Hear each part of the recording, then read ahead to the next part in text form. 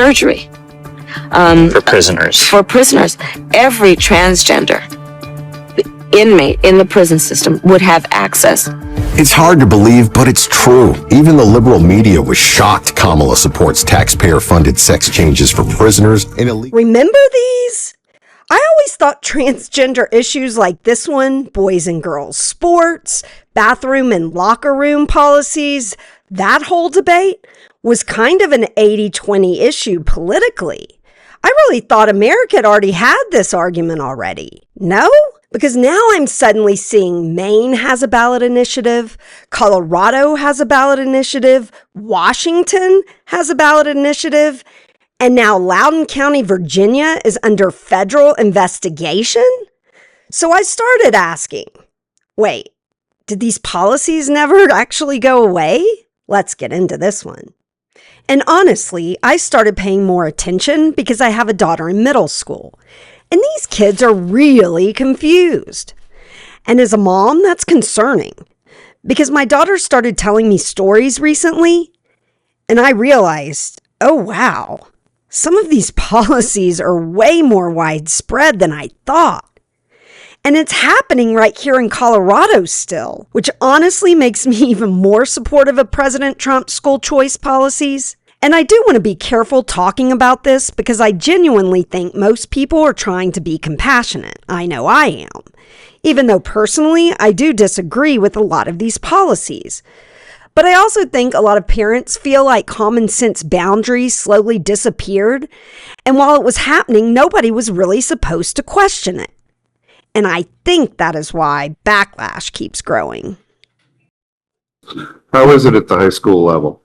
At the high school level, like going into the restroom, there were boys in there. I'd walk out from the stall and there'd be a boy in the stall next to me that I didn't know he was in there. But it also happened like vice versa. There would be a trans student who said that they were a male when they were female who would like try to peek over the urinal stalls at the boys. And we actually had a forum in school my junior or sophomore year because of this. Any other questions, committee members? Yes, Representative Crusoe.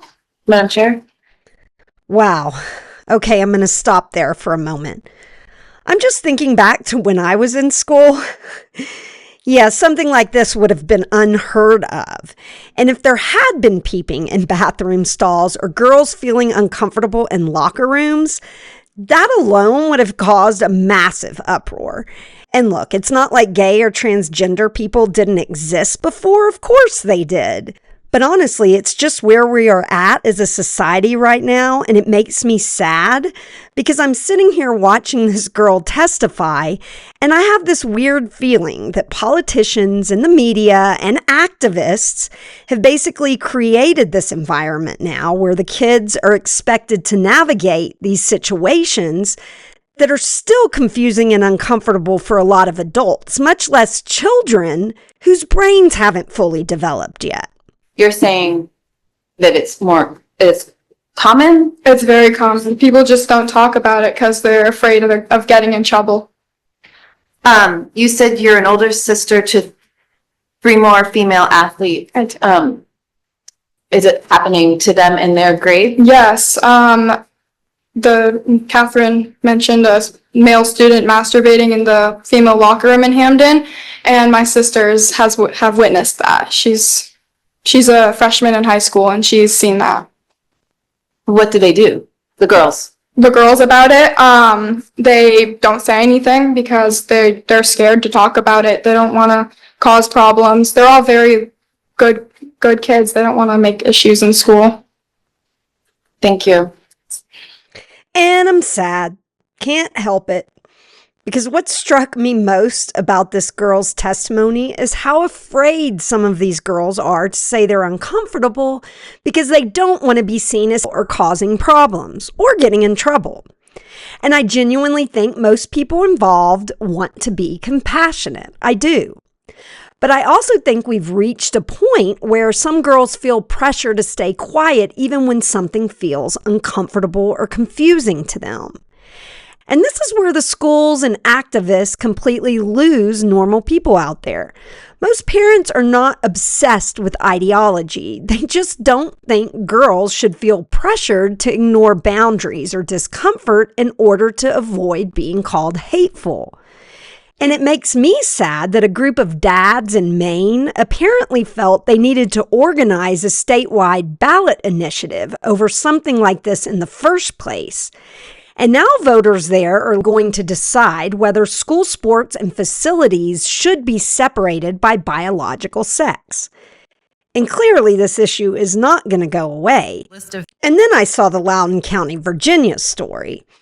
And if you remember, Loudoun County already became nationally known a few years ago over massive school board fight involving bathroom policies, parents' rights, and transparency issues. Disturbing investigation is underway tonight at a Loudoun County public high school. Now, the sheriff's office says it was tipped off about a student secretly video recording other students in a bathroom at Freedom High School. Freedom High Principal Tanya Brown sent 2 emails to the school community. The first one on April 23rd, alerting them that a student recorded another student in a school bathroom. The most recent was last Wednesday, stating that it was not an isolated incident. LCPS adds the other children were allegedly recorded without their knowledge or permission. I heard it from a couple friends. What did you hear? That someone was just recording in the bathroom. That's all I heard. It's weird and it shouldn't happen. And once schools start facing federal investigations over bathrooms, locker rooms, and privacy concerns, people stop believing these are just fringe concerns. And I think a lot of parents are just feeling exhausted out there. Not hateful, not extremists, just exhausted. Because they feel like basic boundaries and common sense have somehow become controversial overnight. And clearly this conversation is not going away. I thought maybe, but obviously not. Anyway, happy Woke Wednesday. And that wraps up this one. I hope you enjoyed it. Please like, comment, and subscribe. I'd really like to know your thoughts on this one. Please be nice, because I really do want to keep this compassionate as much as possible. But I understand it does get people fired up. It gets me fired up. I have a daughter, so it gets me fired up even more. And I'm in Colorado, so you know. Anyway, I hope you all have a blessed day. This is a Bleeding Heart MAGA, and I'm out.